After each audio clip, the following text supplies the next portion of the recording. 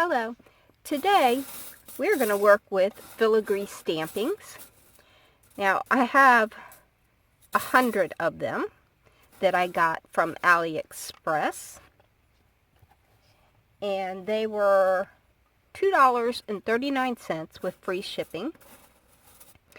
And the purpose for these stampings was I wanted to see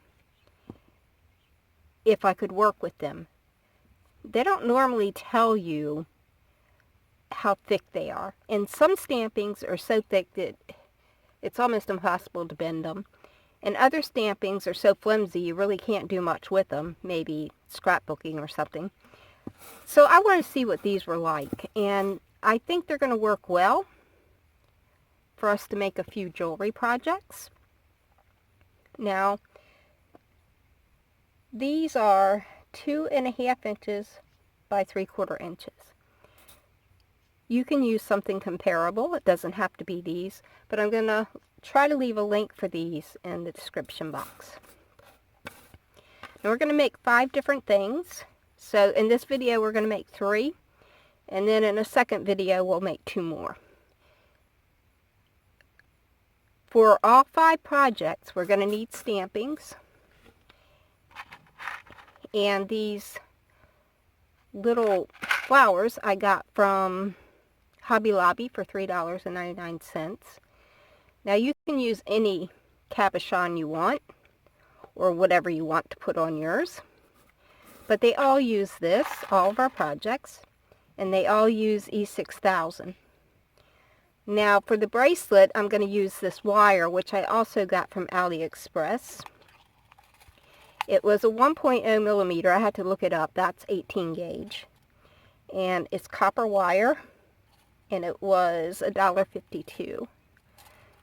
And I really don't see on there how much wire I got, but we need that for the bracelet, unless you want to just purchase a clasp. So we're going to start our projects. And as we get to each project, I will let you know exactly what we need for that particular item. So let's get started. Okay, we're going to start with a ring. And for that, I have a stamping. Now, if you get the same package of resin flowers that I got, there are 3 different sizes. So you have to decide which size is best for your project. And E6000. And I have a ring mandrel. Now, if you don't have a ring mandrel, you can use something else. Doesn't have to be this. You could use a Sharpie or whatever's close to the size that you want to use.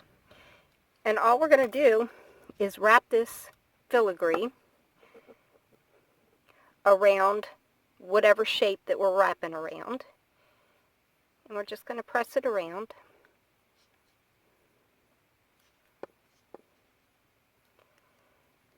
And right now the size is just not extremely important because it is adjustable.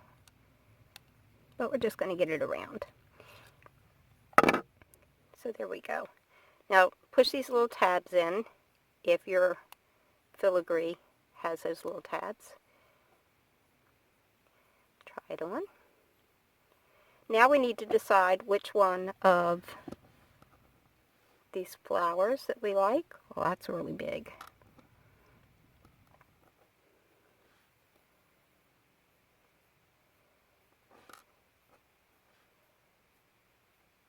I think I like the smallest, but you use whatever size you like. So I'm just going to take some E6000 and just put it right here. We don't need a ton. We want enough for it to stay on, but not so much that it oozes everywhere.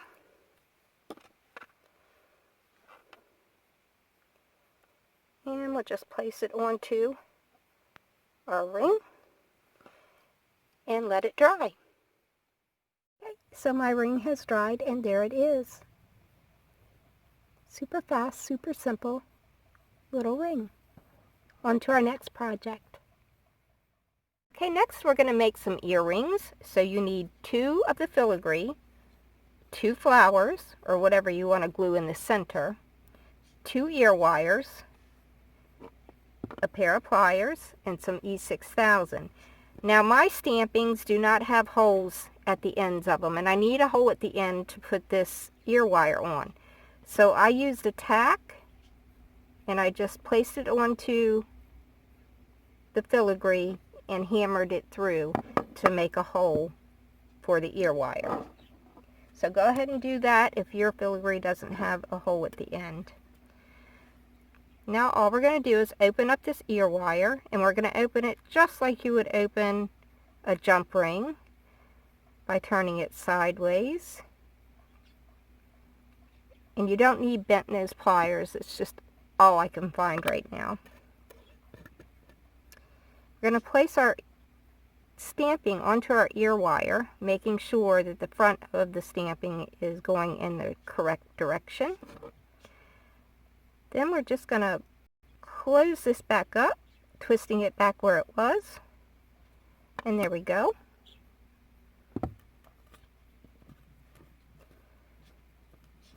And now we're going to glue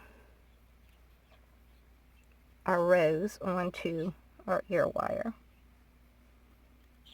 Don't need a ton of glue here.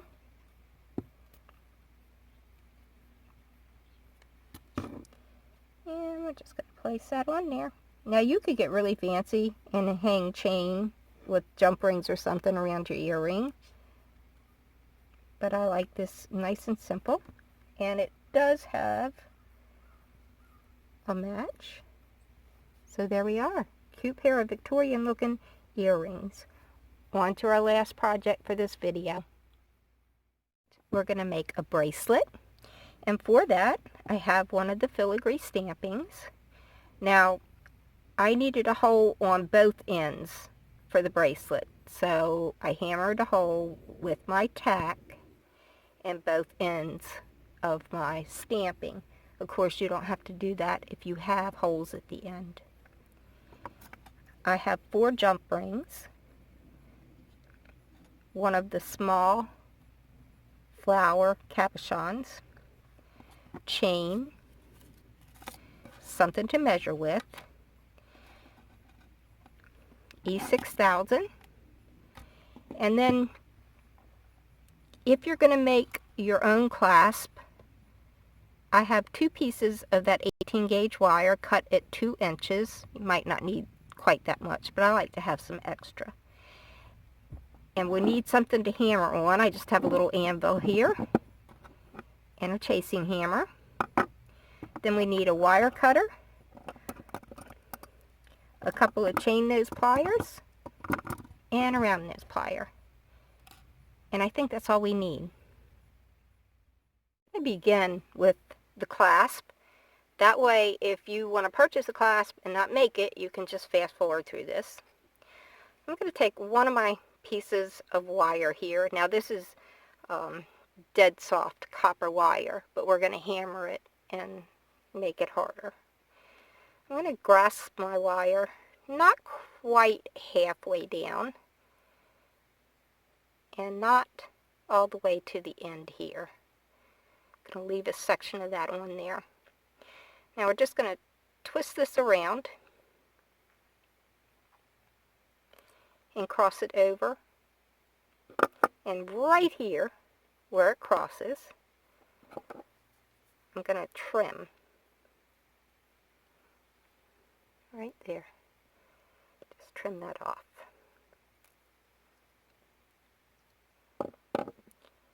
Now working on this section, we're going to place our pliers approximately the same place. I just don't think it has to be exactly the same, but approximately the same place, right up against this loop that we made a second ago.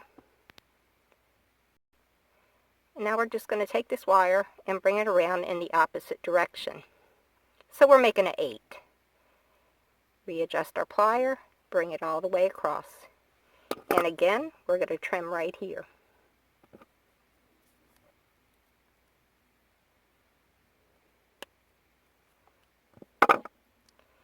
And that is one section of our clasp. I guess they call this the eye. You can see this one's elongated, this one is round. You could use a step plier, like a bail making plier, if you want yours to be exactly the same. I like them to be different. So there's this section. Now let's make the next.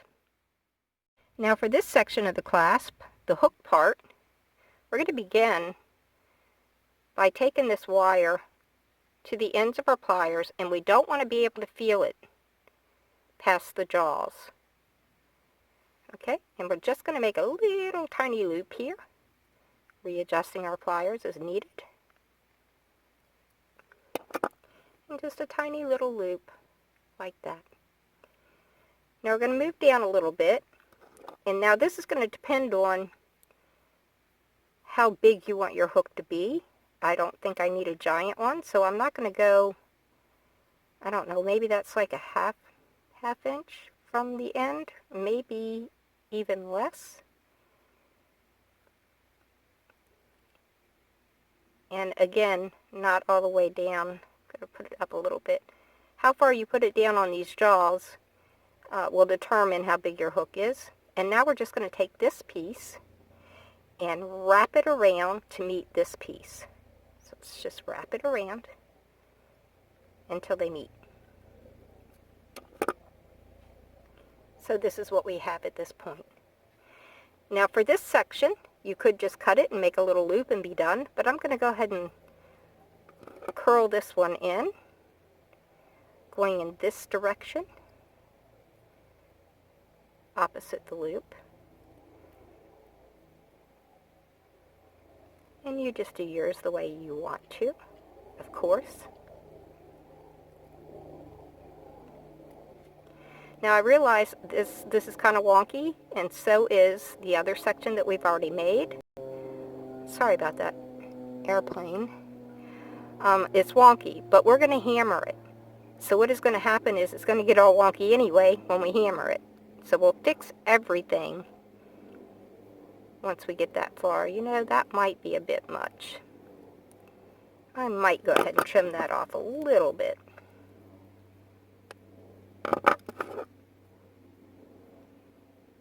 A little bit too much. And that's nothing but personal preference. You make yours as much or as little as you want here. Okay. So here is our hook. And of course this would go pinched in. And the only thing that we have to worry about is, will our hook go through our eye? That's the only thing that's important as far as this clasp is concerned. Okay, now all we have to do is hammer them.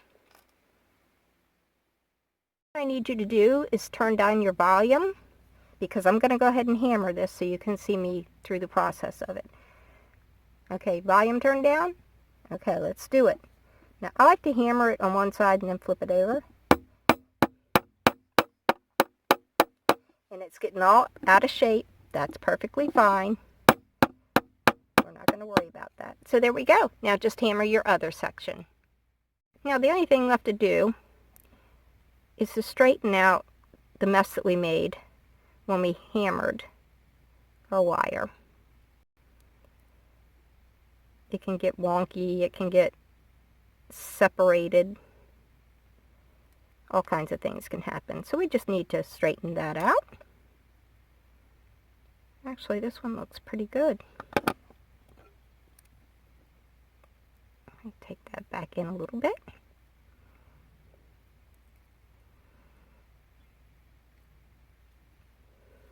So there we go. Let's just set these aside.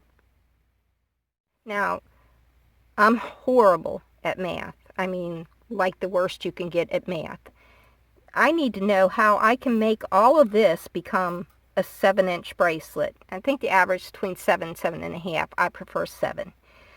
So in order to get that measurement, and since I can't do the math, what I do is I line everything up on a ruler or whatever you have, tape measure.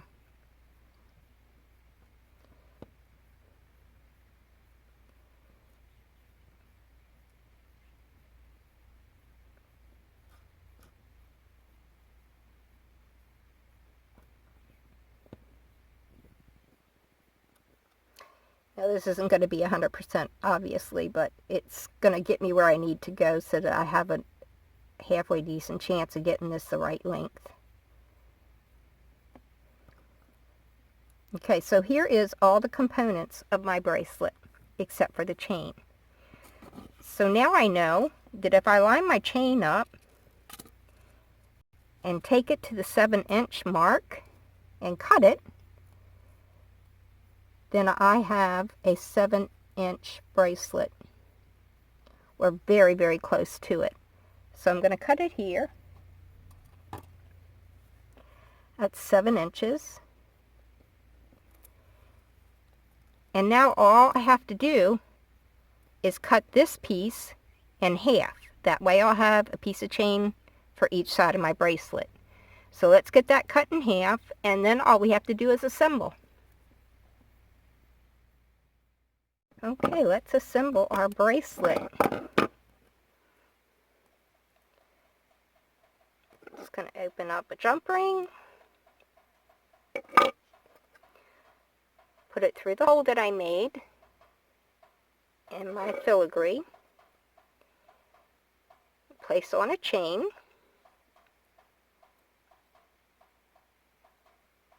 that's my half of chain that I cut, close up this jump ring,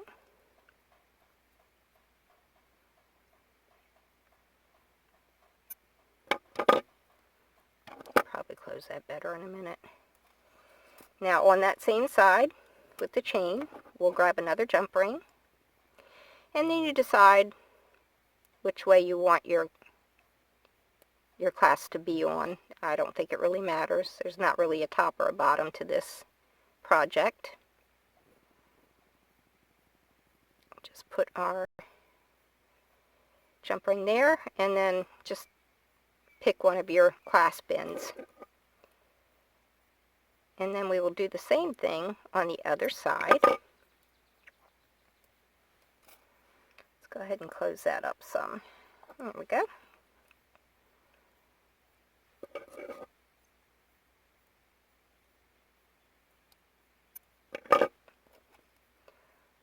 Onto the filigree stamping, onto the chain, and close it up.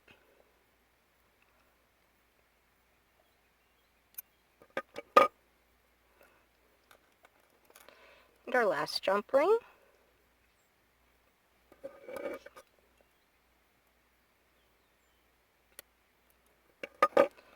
Other side of the chain, and the other piece of our clasp. There we go.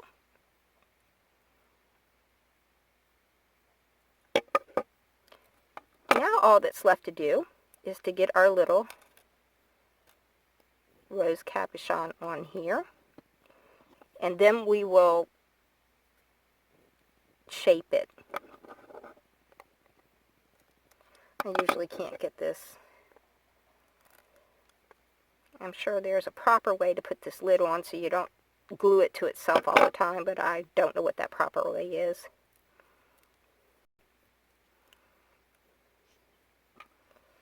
So let's get some glue on here, and I have selected the smallest rose, but you, of course, use the size that you want. Put that right there in the center. I even thought about doing a larger rose here and then 2 smaller ones beside them, but that was just a bit too much for me. Certainly you do it the way you want. So let's let this dry. Little rose has dried, and all I did was, if you have a bracelet mandrel, by all means use that. But all I did was press it down onto my wrist to give it the shape. For some reason it didn't record. And then I just kind of shaped it so that it has that nice little curve so that it will go on your wrist. So there is our bracelet. And I was thinking, this ring that we made, it's too big for this hand, but you could, if you wanted to, run a chain from your ring to your bracelet. That would be cute as well.